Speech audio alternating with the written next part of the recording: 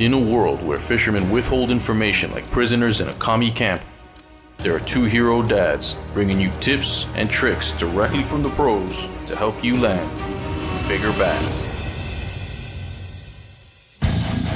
This is the Bass Fishing Dads Podcast. Here are your hosts, Gino and Rich. Hey, Rich, I'm really excited today. We've got a special guest on.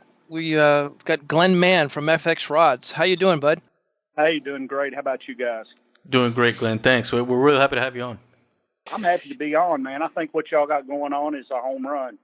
Well, we appreciate that. We actually, look, this is really a lot of the search for the truth and learn some things from people that know something. And Rich and I got into this just fishing for fun and probably doing things all wrong. So, talking to people like you that know what they're doing, have been doing this for a while to help shortcut the path to figuring stuff out. So tell us who you are, Glenn. Let's start out with that. Let's get an introduction, who you are, where you're from, and how you got into this game. Well, I'm Glenn Mann. I'm closer to 60 than I am 50, but I'm not quite 60 yet. I was born and raised in Texas. I currently live about 45 minutes from Lake of the Ozarks. I've been up here about 20 years. My company brought me up here. I'm general manager for a diesel truck dealership is how I actually put food on the table and put my daughter through what's soon to be law school. That'll be the biggest raise I ever get in my life when she's done with that, by the way. About 1985, I bought a little Skeeter bass boat, and I fished my first tournament, and I was running. I took second place.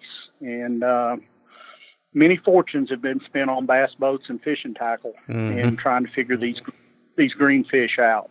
I don't know everything, don't even begin to know everything, but I know it's a great hobby. It's a great sport. Whether you're living in an urban city or in the country, there's always a place to fish. It's just something that brings families, fathers, daughters, mothers, husbands, daughters, sons together. It doesn't cost a lot of money to get into it. Of course, you can, as y'all know, you can make it as expensive as you want it to be. Yeah. And then it just proceeded on. I like to use the word addiction. More addiction, bigger boats, faster boats, nicer equipment. So I just got a 2019 and with the new V8 four-stroke Mercury on the back, and I love it. It's one of the nicest boats I've owned. But, I'm strictly, I do some crappie fishing on the Lake of the Ozarks in the winter, but I'm primarily a bass fisherman. And everything is just my opinion on stuff, what I like to do, where I like to go, and how I like to fish. But it's really a simple process. Years ago, me and a buddy of mine were in a hotel room, and he was a pretty big entrepreneur, and he said, we ought to start us a fishing show on TV. And I looked at him and I thought, man, you've had too many beers tonight. I said, let's go to bed. We got to get up. We got to get up early in the morning, and we got a tournament tomorrow. And he said, no, I'm serious. And about 2 years of getting laughed at and doors slammed in our face, and one thing and another. We finally raised enough money through non-fishing related sponsors to start a show called Bass Edge. And it aired on TV from 2007 to 2009. Started out on Versus, then went to the Outdoor Channel. And then, when the economy kind of plummeted, in 2008-9, our largest sponsor was in the construction business. They built construction equipment. Well, the first place you start cutting is your marketing money. So the TV show was gone. But, we did podcasts. We aired on the Sportsman's Channel, the Outdoor Channel. It was a lot of fun, fishing FLW circuits and one thing and another. And it led into even more addiction to fishing, basically. We had 3 boats that were sponsored to us. They were wrapped. We did events and speaking engagements and, one thing and another at boat shows. And it just, I tell people all the time, I said, it's just fishing. It is. It's just fishing. You can make it as hard as you want to make it, or you can make it as easy as you want to make it. But just remember, fishing tackle catches fishermen. Yeah, I mean, that's, you go in a shop and you look at rods and you look at reels and you look at lures, and there's every color, size, shape, from Japan to America to China to Taiwan, and they're pretty and they shine and they do this and they do that, and they're from $5.95 to $24.95. And what do they catch when you're in the store? They catch the fishermen. Yeah. Oh man, and that's one of the reasons why I think, we wanted to go out and speak to people like you, and we came in contact with you, and are pretty active in the Facebook group, and the Bass Fishing Network Facebook group has been pretty active. A lot of good stuff going on in there, and our buddy Ron Tracy there runs that group, and came across a guy, and I'm probably going to butcher his name, so if he hears this, my apologies. I'm from Miami, and everything sounds different. We have a lot of Spanish people down here, so everything sounds different. So Michael Kremer, I don't know if that's how you. Yeah. Oh, good. All right. So first shot was good. So I saw him advertising, not advertised, but he plugged the rods, pro staff for FX rods, and he talked about them. And then it brought me back to that story when I first recorded. I believe it was our first episode, and I talked about the experience I had with the guy, and with the rod. Walking to Bass Pro, and there's hundreds and hundreds of different rods, and I'll tell you something, it's an ego thing for a man to walk in to Bass Pro Shop and ask for help from somebody. And then it's just like you got the youngest guy there, you think he doesn't know what he's talking about. So I was just going to go and just pick any rod off the shelf. And my experience was, I think I probably bought the wrong rod now that me and Rich were talking about it. But, I wanted to bring you on to talk about FX rods. We saw a lot of activity from the pro staff and talking about those rods. I mean, there's just so many things that caught my attention.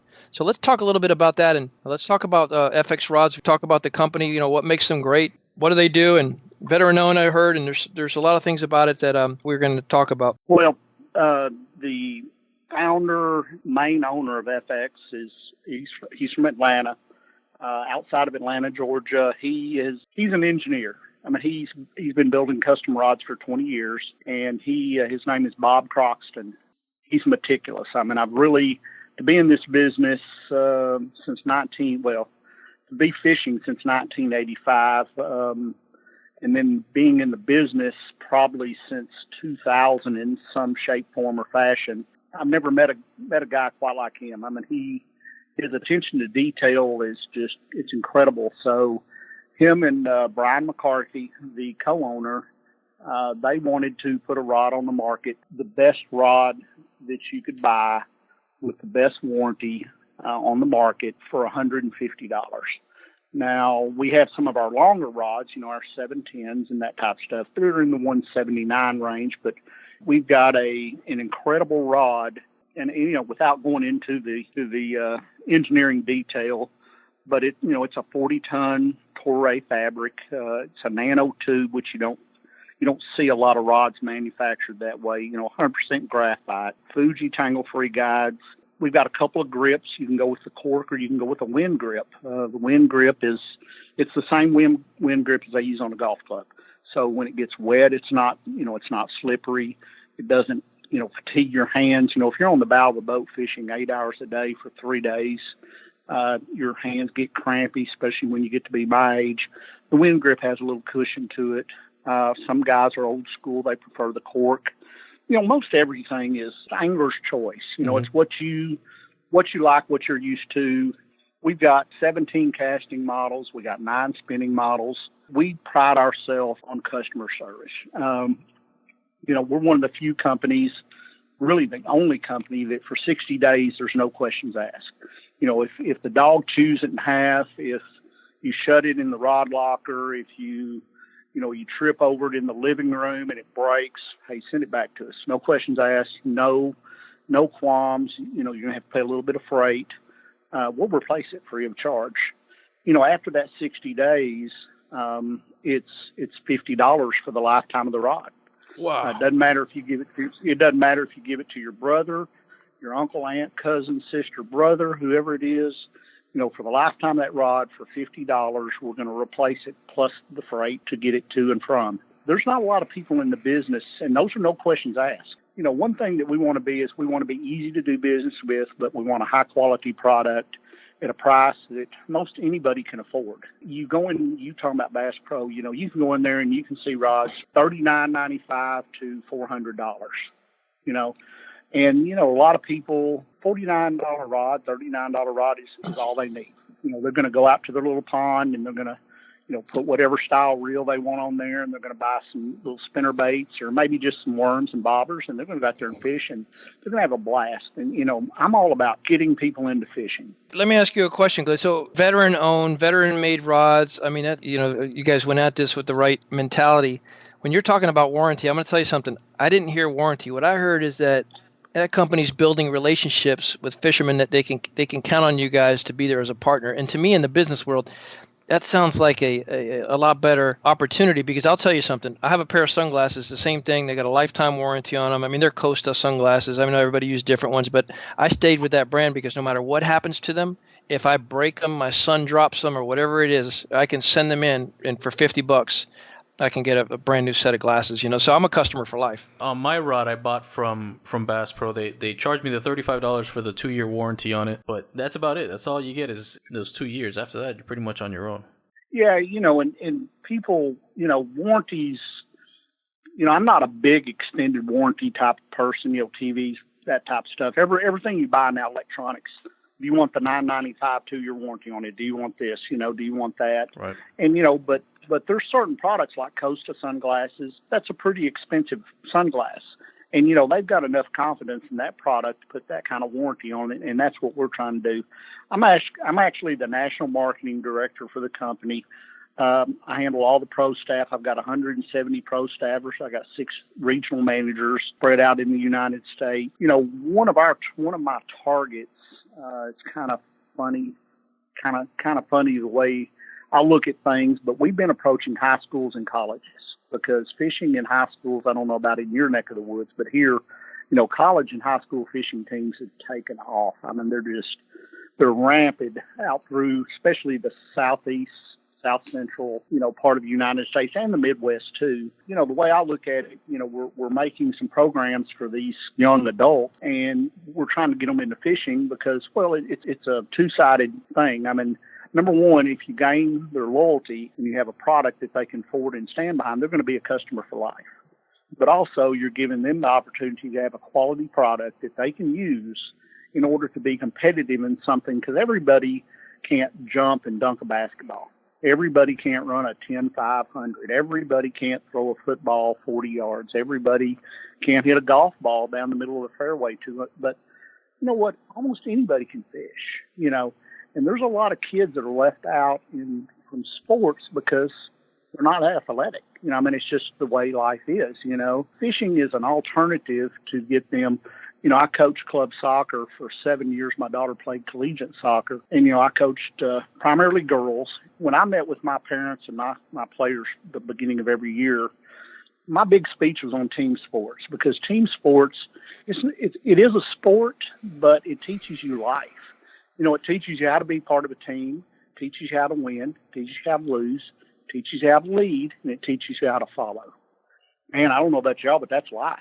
That's what life's all about. Yeah, it's interesting. You're talking about the high schools and stuff. Rich and I were actually talking to a young kid in high school, and I was surprised to hear that they don't have fishing clubs in his school, and it's pretty common. My nephew, same thing, till he's in high school, said they didn't have a fishing club in his school. And we're pretty fortunate here in Miami. We've got the best of both worlds. I mean, huge saltwater fishing is huge out here, and then of course you've got bass fishing and freshwater fishing as well. So we got, best of both worlds. And guess what? I don't want to tell you this. You probably get upset. We don't have to winterize our boats. so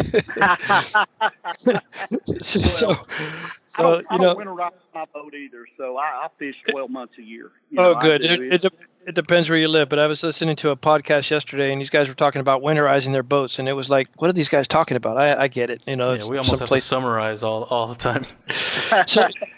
So let me ask you this. So let's go back and, you're talking about they can go into Bass Pro and grab the $39 rod off the shelf. Let's talk some basics here. And these are some fundamentals that I know Rich and I really don't know of. And I'm sure there's some guys that are listening and girls that may be listening have no idea about some of the specifics of rods. So let's talk about the rods, and the differences. So I know that there's, you talked about lengths of rods, and I know that for me in the past, I've gone into the store and I've shopped for rods by price, and that has been my biggest mistake. For one, rods don't last long. 2, I'm buying the wrong kind of rod.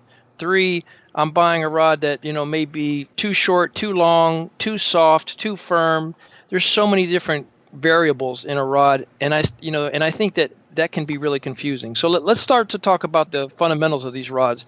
So let's talk about the differences between the long and the short, and the lengths of them. And why one over the other? Well, really, you have different theories, but the basics on the length of the rod, I mean, I think the BASS and FLW, they just actually legalized, for a better word, the use of an 8-foot rod. You see those a lot because you, of course, get more distance out of them. And they also use them for flipping and pitching a little more because they have more power. But primarily, you know, a shorter person might not be as comfortable with a 7.5 or an 8-foot rod as he might be with a 6.5 foot rod. Now, talking from a professional level, it has a lot to do with distance. You're going to take a longer rod, and provided that you have the adequate amount of weight that you're throwing with that rod, you're going to be able to throw it. You're going to be able to throw a 7.5 foot rod a lure further with that than you will a 6.6. And a perfect example is where you live at. You walk the coast down there, you see these guys with these surf rods that are 12, 14 foot long. Mm-hmm. Why are they long? So they can get further out in the water. They're slinging I'm not a saltwater guy, but a ribbon fish or some kind of shrimp or something. You know, they're throwing this thing, you know, as far as they can possibly throw it with a longer rod. They're going to get it further out there. But depending on the power of the rod, all power is the rigidity of the rod, how rigid the rod is. I know I see them all the time. I see, you know, light rods and medium heavy rods, and I just don't know what any of that means. Well, if you look at the weight, for an example, I'm going to take a rod that I like to refer people to, whether it's a spinning rod or a bait casting rod.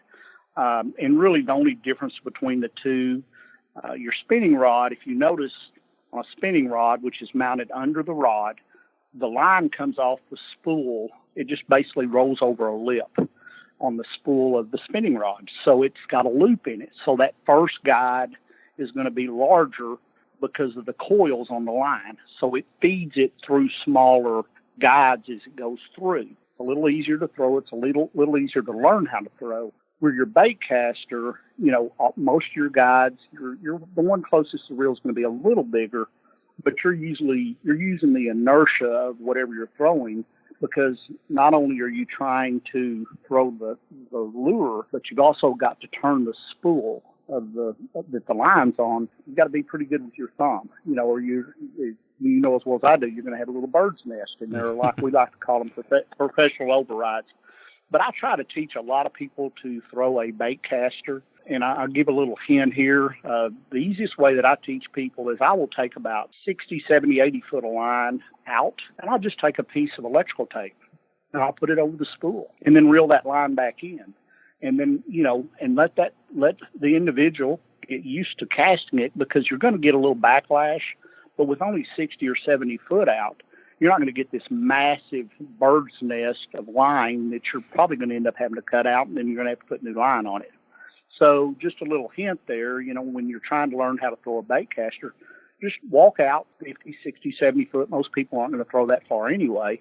And just put you a piece of electrical tape on the spool, and that's going to keep the rest of your line tied on it. And then till you get used to casting it, getting your drag set right, and your braking system. Most of them have braking systems on the opposite side of the reel handle. You can once you get more comfortable, then you can take that tape off and start casting. But back to what you asked, if you look at a 6.6 medium action rod, it's going to be rated, you know, from 1/4 to 5/8 ounce. Well, you probably don't want to throw a 3/16 ounce lure, weight, whatever you're on it. And you probably don't want to throw a 1/2 ounce or a 3/4 ounce. And what I tell people is you want to be in the middle of that. You know, if you've got a 1/4 to 5/8 weight on there with, say, a 10 to 15 pound line size, you probably want to be throwing about a 1/2 ounce weight or a 1/2 ounce lure. And that's going to be in the middle of that power range, and it's going to perform a lot better. You'll see your bigger rods, they will usually be heavy to extra heavy. Those are rated for 3/4 ounce to 1 1/4, 1 1/2, sometimes 2 ounce. And they're power rods. I mean, if you're fishing grass, heavy cover like brush, we have a lot of brush piles on Lake of the Ozark, you're usually throwing a single hook, you know, a jig or a worm or something like that. So you want the power that when you set the hook on that fish, it'll pull it out of that heavy stuff, and you don't have to worry about ripping the hook out of the fish's mouth because you only have a single hook. Or if you're throwing a crankbait or something like that, you probably want to drop down to a medium or what I call a moderate, because it has a rod will flex. Heavy, extra heavy will be, between the first third of the tip of the rod to the tip. And then you take a moderate, it's going to be probably, and they're going to vary from rod blank to rod blank, but I'm going to say it's going to be very easily from the center of the rod, the second third of the rod, to the tip. And then, you're going to take your light action. They're going to be somewhere between half to the reel. So if you're throwing little treble hooks, you don't want to throw them on a heavy action rod, because guess what you're going to do? You're going to rip the hook out of the fish's mouth, because they're not going to have any flex to them. They're not going to give as that fish pulls. Just, staying in the middle of that range, but length equals distance. The longer your rod, depending on the weight of your lure that you're throwing, the further you're going to throw the rod. Funny thing was, you said, you don't want to see a short guy with a tall rod, man. But I don't know. I have some friends that are pretty short, and they like tall rods, tall blondes. I mean, if you get on our website, one thing that we've done that's very unique, guys, is you can actually search a rod by the technique that you want to use. So in other words, if you're looking for a jig rod, you can put jig in there, and it's going to show you every rod that we make that's suitable for throwing a jig. Yeah, and that's something you bring up is a good point. I learned early, it's good to have obviously more than one rod. But as I'm getting more serious into this and been fishing more, I realize that specific rods work really good with certain baits, and it makes sense. I mean, I've gone out with guys fishing, and like we went out to Lake Okeechobee, and we were with a guide. I mean, he had about, I would say, like 15 or 16 rods on the boat. And at first it didn't make any sense to me, but obviously they were all tied up with different baits, and it makes sense. It makes sense. Just went out fishing the other day. We've gone out, 4 straight trips in a row where I come back pulling up goose eggs. And I didn't think you were going to bring that up, Rich. It happens to everybody. Yeah, I know it does. Don't be so hard on yourself, man. When it does happen, I don't like to harp on it. I like to hit the reset button. So for someone like me, who clearly has no idea what he's doing out there, they just want a dependable rod, something you go out and start out with. What is it that you recommend for someone like that? Oh, for you, just from what I've heard, probably a 9-iron. Hey, listen, man. I'm just kidding. I'm just kidding. Probably the most versatile all-around rod a guy can get, or a lady, is start out with a 6.6. It's easy to cast. You can still get some distance out of it. A 6.6 medium heavy, maybe even a 7-foot if you're more comfortable with a longer rod. And I didn't mean to. I mean, I know a lot of guys that are 5.7, 5.8 that are very comfortable throwing 7.5, 8-foot rods. But just your novice guy that's just starting out, a medium heavy 6.6, 7-foot. They're hard to beat, because you can do so much. The medium rod, you can throw a spinnerbait. You can throw a light worm rig. You can throw a light jig rig. You can throw a crankbait with it. If I was going to just go out and I was going to have one rod, me personally, it would be a 7-foot medium heavy, because I could do so much with that one rod and pretty much cover everything that I'm going to do bass fishing. It just depends. A person needs to feel comfortable with what they're casting also. But it's hard to beat a 6.6. I mean, a 6.6, 7-foot.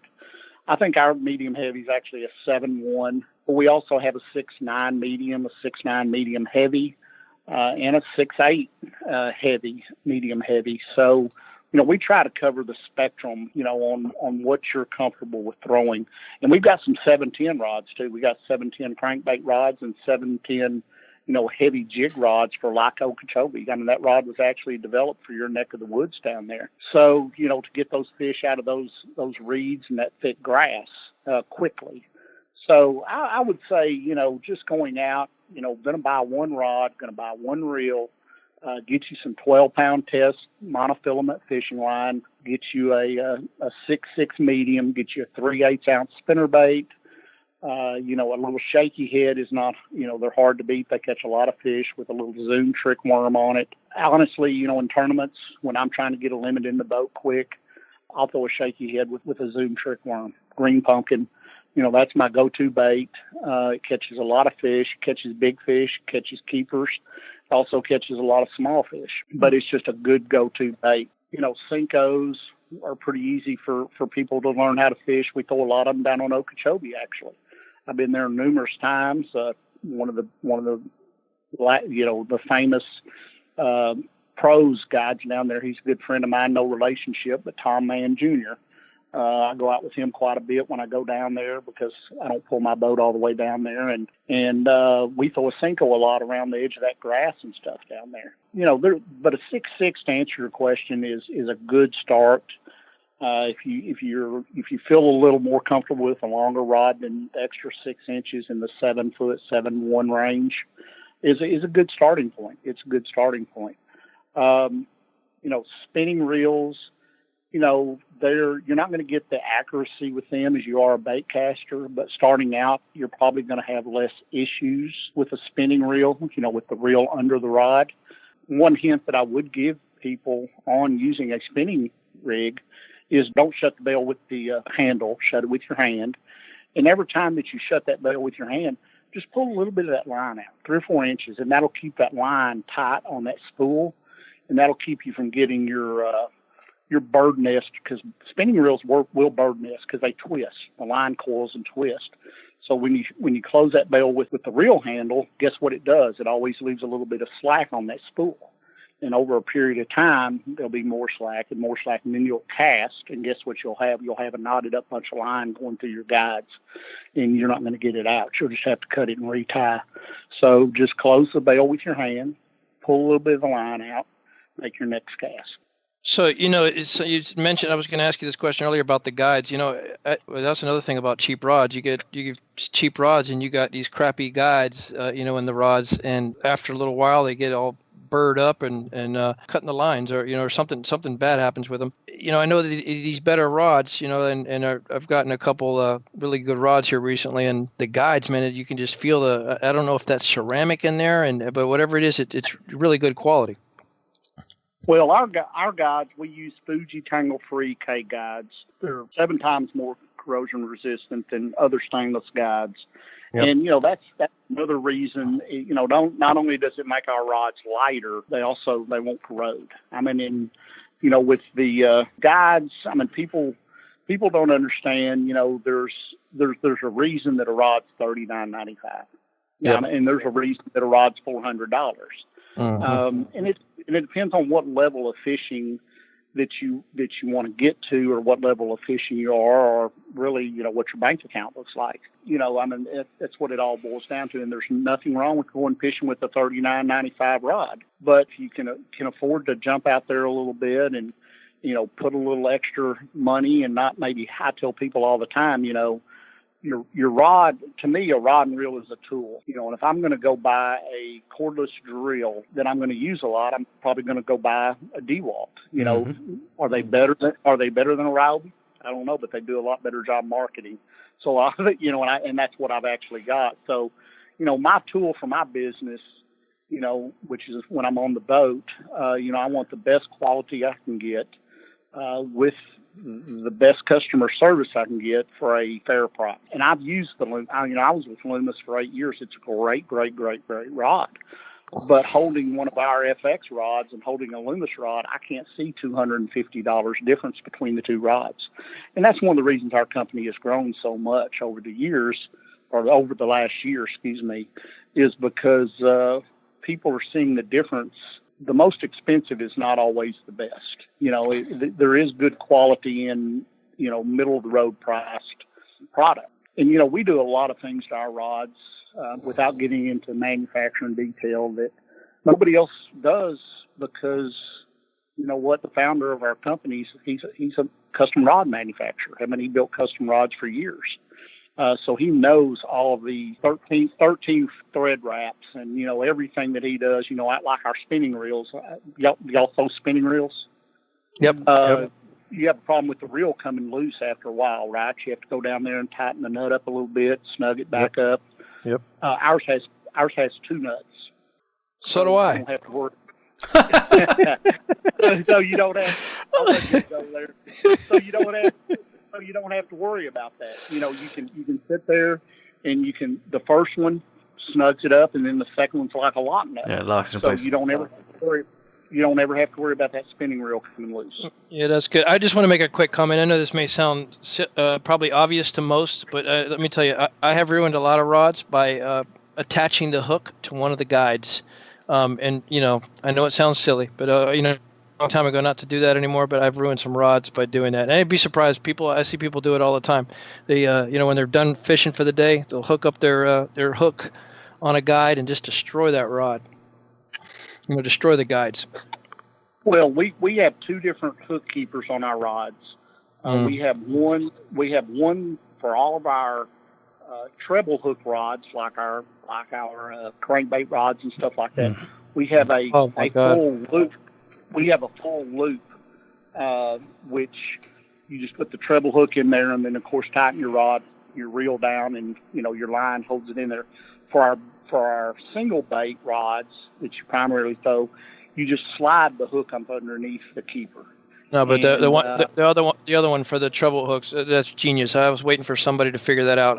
I've yet to see a rod that actually will store the treble hooks in the right way that doesn't make it in a way that it'll catch onto every single thing you touch, and not just be stored properly. That's great. That's awesome. Well, in the majority of our rods, if you notice, there's a lot of left-handed people out there. There really is that cast left-handed, but the majority of them cast right-handed. They, it's just the way life is.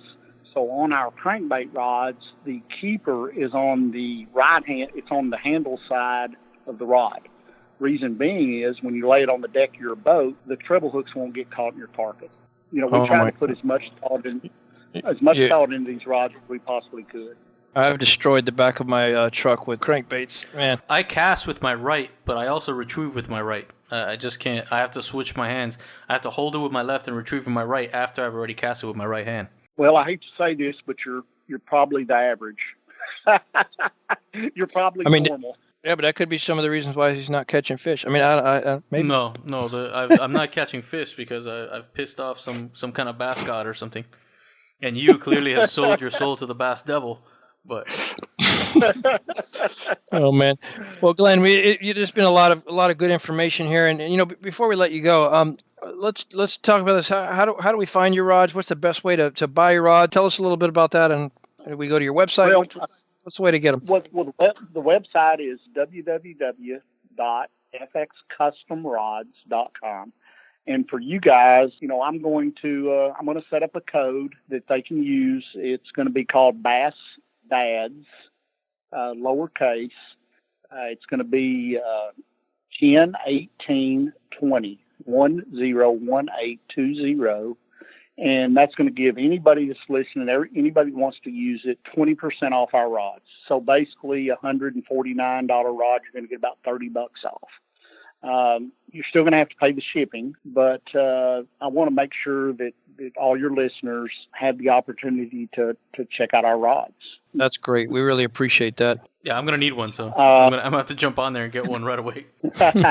Well, I'll have that code set up here in just a little bit, but it's Bass Dads, lowercase, and just when you get ready to check out, it'll have a discount code option in there. Bass Dads 101820, basically 1018, 20% off. I just want your listeners to be able to take advantage of our rods, save them a little money, and hopefully, get on our website, give us some reviews on what you think about the rod, share it on social media. We're a new company. We just started last June on the retail side, and it's honestly taken off like gangbusters because of pro staff like Michael Kramer. It's really, it's a good feeling. I've done this with some tackle from Japan that took off real well that I ended up selling to a rather large company years ago. We raised $1.3 million to start a TV show. You get a good sense of self-accomplishment starting something from ground zero and seeing it blossom into a nice business, and then also being able to provide a quality product for the end user. I don't catch any fish ever, but I do catch all the weird stuff in the water. So we always ask all our guests, tell me the craziest thing you've ever caught out on the water while you're fishing. Well, Lake of the Ozarks, people that don't know, is also a predominant party lake.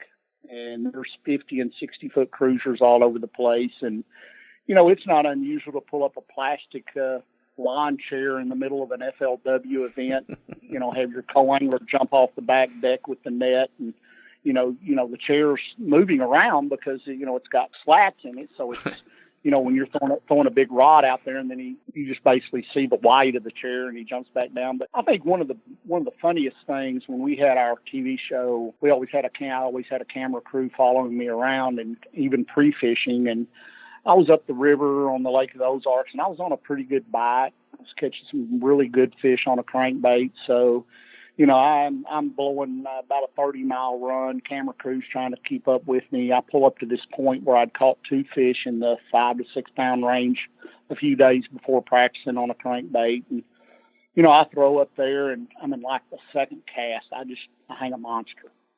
I mean, it's just, I thought, oh, here we are, and the camera's rolling, everything's going, and I made a good long cast, so I couldn't see the fish, and he's putting up a good fight. The camera boat's coming in closer, and the co-angler jumps down, grabs the net, and, I'm fighting the fish, and I get him up there, and all of a sudden you just see, I saw it on video, the co-angler just drops the net, and he just gets back up on the back deck. Of course, the camera crew's wondering what in the world's going on. And I'd hung about a 36-inch alligator gar in the side. And all of a sudden, all you see is just the camera just go black. Boom. No more footage. Well, I tell you what, that 145-second reel footage has been used against me for the last 11 years in every aspect of joking that it could possibly be used on. But, it's just one of the things your buddies say, hey, yeah, I saw that video. I saw this. I mean, it went viral. I mean, it just was absolutely ridiculous. And it's still floating around somewhere. But, we catch underwear. We catch sunglasses. We catch, down at that lake, they have party coves where they'll just be boat tied to boat. I mean, anybody wants to see anything about Lake of the Ozarks, just go on YouTube and look at Lake of the Ozarks, and you'll see all the partying. But it's also got some of the best fishing that I've fished anywhere in the country. I mean, it's got more 3 to 5 pound fish in it than any place I've ever fished. But yeah, that big gar, that's been used against me. Not quite as much as maybe Kavanaugh's going through right now, but it's been used against me a whole lot. Gino's got a clip of me pulling up a rock. I'm sure he's just itching to get out there. Yeah, look, man, we welcome that. Listen, and if you're listening, you've caught some funny stuff, man. You know what? Send it to us. We'll put it up on the website. Go out there to Bass Fishing Dad's Facebook group, join the group. This is your community, man. We're trying to get all together and talk about all things bass fishing. And look, we don't claim to be experts. And Glenn, you dropped some knowledge here for us. I'll tell you, I didn't know any of this stuff before you got on this call. So really appreciate you coming out today. And thanks for that offer to our guests. I know me and Rich are going to definitely jump on picking up a couple of those rods because they sound pretty amazing. I mean, veteran owned, veteran made, warranty sounds amazing. I mean, what more could you ask for? Well, I appreciate y'all having me on, and I hope I helped some people out a little bit. And I really enjoyed it. And I think what y'all got going on is a home run. That's down to earth fishing. It's hard to find anymore. It really is. We appreciate that. All right, guys. Thanks. Have a good one. All right.